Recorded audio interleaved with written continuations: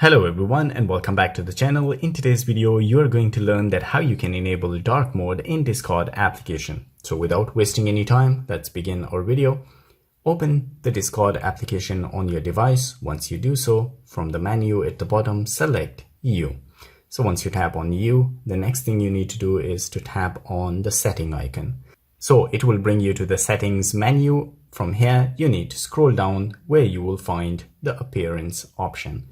You need to tap on appearance, and here you will find the theme option. You need to tap on the theme, and here right at the bottom you will find the dark mode. So here it is set on the light mode right now. So if I tap on the dark, as you can see, it has been changed to the dark.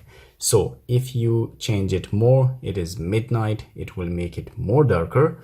But if you choose this one here, they say automatic, it will follows your system settings. So if your system enable the dark mode, this application will also be in dark mode. But if you just simply want to have a dark mode, you just can select this. You need to go back from here, and now as you can see, your application will work in dark mode.